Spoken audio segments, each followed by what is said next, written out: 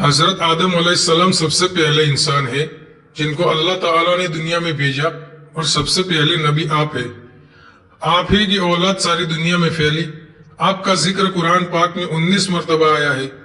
جب اللہ تعالیٰ نے دنیا کو آباد کرنے کا ارادہ کیا تو اس نے فرشتوں سے کہا کہ میں دنیا میں اپنا ایک نائب خلیفہ بنانا چاہتا ہوں۔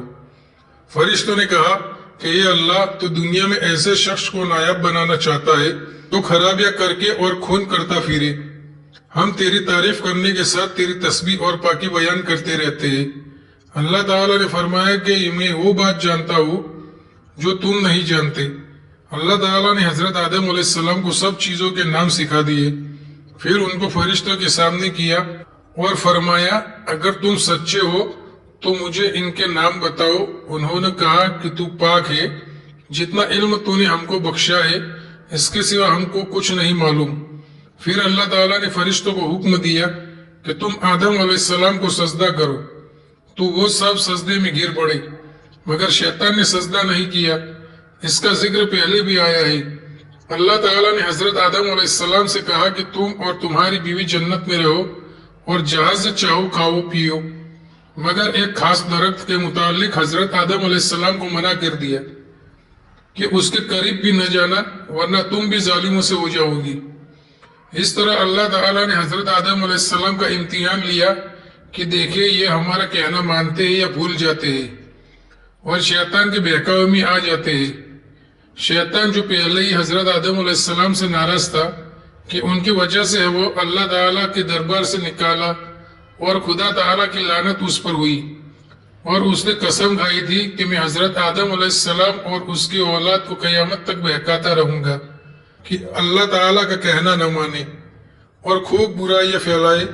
وہ حضرت آدم علیہ السلام اور ان کی بیوی حضرت حوا علیہ السلام کے برابر بہکاتا رہا کہ اس درخت کا پھل تم ضرور کھاؤ، اس کو کھانے سے تم فرشتہ بن جاؤ گے، جنت میں سے کبھی نہ نکلیں گے۔ آخر ایک دن حضرت آدم علیہ السلام اور ان کی بیوی حضرت حوا بھول سے شیطان کے بہکاوے میں آ گئے اور درخت کا پھل کھا لیا۔ پھل کھاتے ہی دونوں ننگے ہو گئے اور جنت کا لباس ان کے بدن سے غائب ہو گیا، اور وہ جنت کے پتوں میں اپنے بدن کو چھپانے لگے۔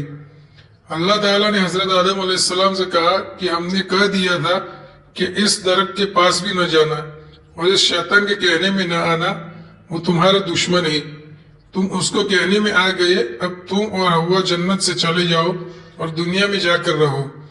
حضرت آدم علیہ السلام کو جنت سے نکالنے اور شیطان کے بہکاوے میں آنے کا بہت رنج ہوا، اور بہت عرصہ تک اللہ تعالیٰ سے معافی مانگتے رہے اور روتے رہے کہ اللہ تعالیٰ مجھے معاف کر دے۔